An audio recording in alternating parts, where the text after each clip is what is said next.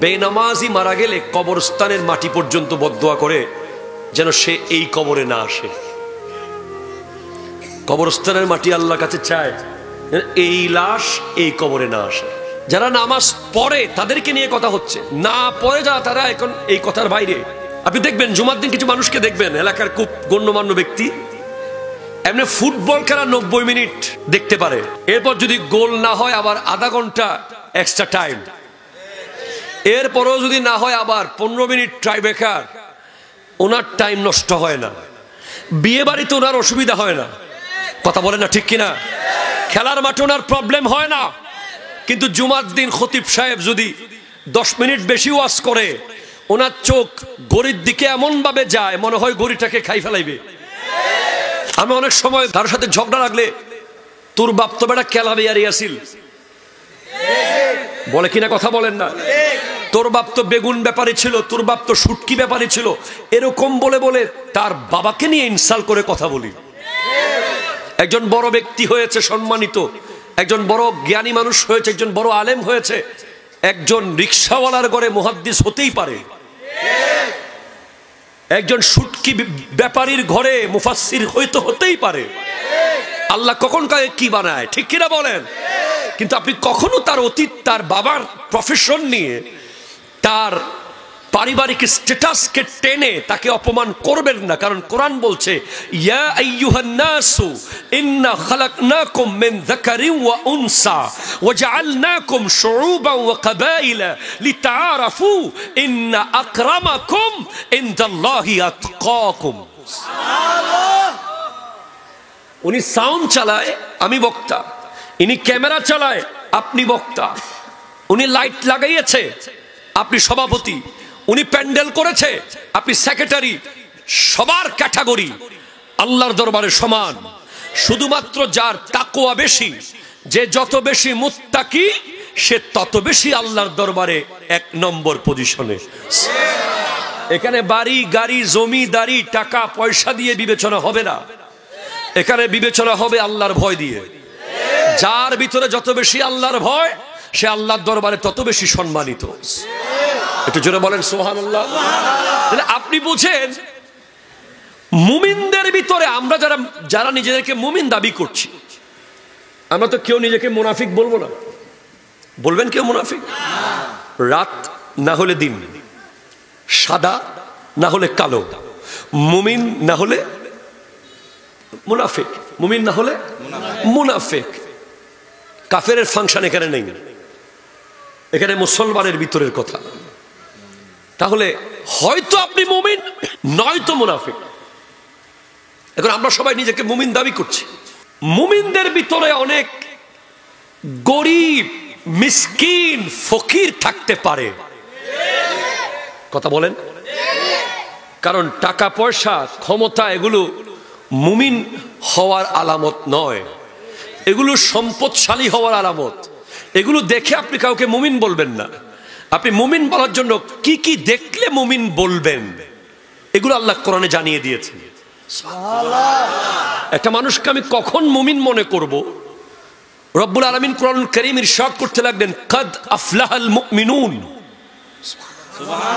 আল্লাহ তাআলা কাদ আফলাহা তাজিরুন বলেন নাই, কাদ আফলাহা তাবিবুন বলেন নাই, কাদ আফলাহাল লাইবুন।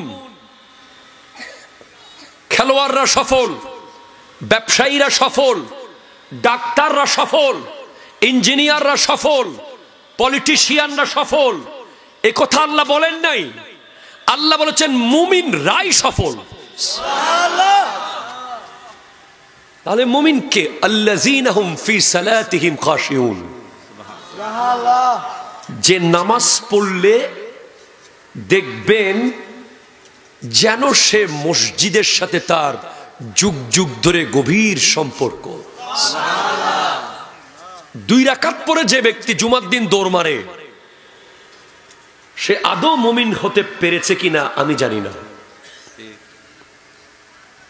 যে ব্যক্তি সুন্নাত না পড়ে, নফল না পড়ে, কোনো মতে ফরজ পড়ে চালিয়ে দেয়, সে আদৌ মুমিন কতটুকু আমি বলতে পারবো না।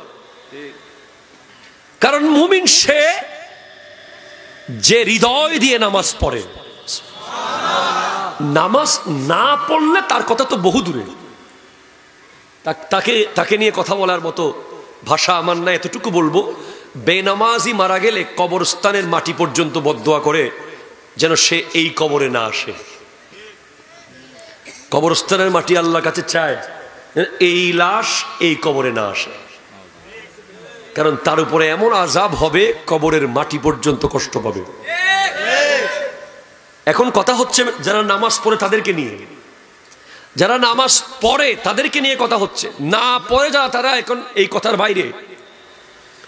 যারা পড়ে তাদের ভিতরে অনেক মানুষ আছে, দেখবেন আপনি জুমার দিন, আপনি দেখবেন জুমার দিন কিছু মানুষকে দেখবেন এলাকার খুব গণ্যমান্য ব্যক্তি এমনি ফুটবল খেলা 90 মিনিট দেখতে পারে, এরপর যদি গোল না হয় আবার আধা ঘন্টা এক্সট্রা টাইম, এরপরও যদি না হয় আবার 15 মিনিট টাই ব্রেকার। ওনার টাইম নষ্ট হয় না, বিয়ে বাড়িতে ওনার অসুবিধা হয় না, কথা বলে না ঠিক কিনা? খেলার মাঠে ওনার প্রবলেম হয় না। কিন্তু জুমার দিন খতিব সাহেব যদি 10 মিনিট বেশি ওয়াজ করে, ওনার চোখ গড়ির দিকে এমন ভাবে যায় মনে হয় গড়িটাকে খাই ফেলাইবে। এরকম লোক এখানে নাই? না না নাই, দুর্বা নাই হইতে আছে।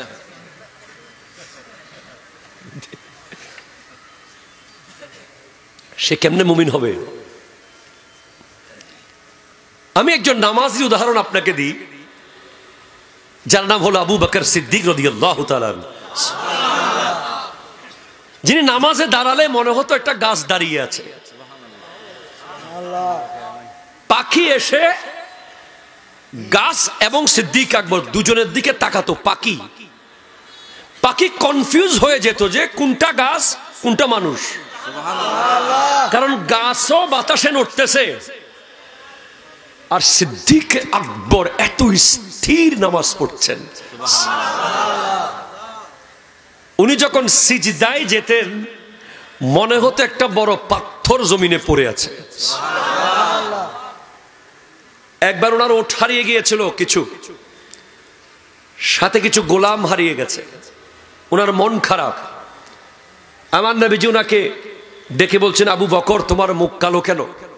মনে হচ্ছে তোমার তাকবীরে উলা ছুটে গেছে, মানে ইমামের পিছে প্রথম তাকবীর ছুটে গেছে মনে হয়। বলে ইয়া রাসূলুল্লাহ, ছুটে নাই তো। মন খারাপ বলছে, আমার কিছু উট আর কিছু গোলাম হারিয়েছে।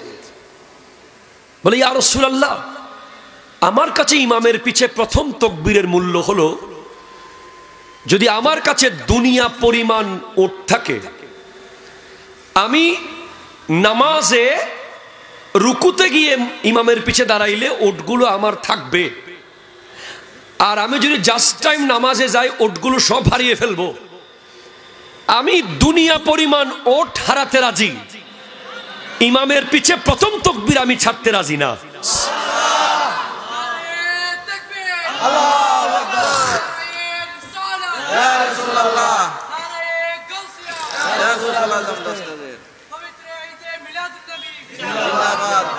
এখন তো আমরা কত অজুহাতে নামাজ ছেড়ে দিই। কোনদিন নামাজকে একটু পরে পড়বো বলে রেখে দেবেন না। কেন? ধরেন নামাজের টাইমও আছে, সুযোগও থাকবে, ধরেন 10 মিনিট পরে আপনি পড়বেন আর কি, 9 মিনিটের মাথায় যদি আপনার জানটা কবজ হয়ে যায়, আল্লাহু আকবার। হতে পারে কি পারে না? যেটা বলেন না, পারে কি পারে না? 9 মিনিটের মাথায় যদি আপনার রূহ কবজ হয়ে যায়, তাহলে কবরে যাওয়ার সময় আপনি আরো একটা ওয়াক্ত নামাজ নিতে পারেন নাই। আপনি 10 মিনিট পরে বাজার করেন, 10 মিনিট পরে বিয়ে বাড়িতে যান, 10 মিনিট পরে মিটিং করেন, 10 মিনিট পরে চেক নিয়ে ব্যাংকে যান, 10 মিনিট পরে লবণের মাঠে যান, 10 মিনিট পরে জাহাজে উঠেন, মিস হয়ে গেল কিচ্ছু আসে যায় না। কিন্তু নামাজটা যদি আপনার মিস হয়ে আপনি কবরে চলে যান,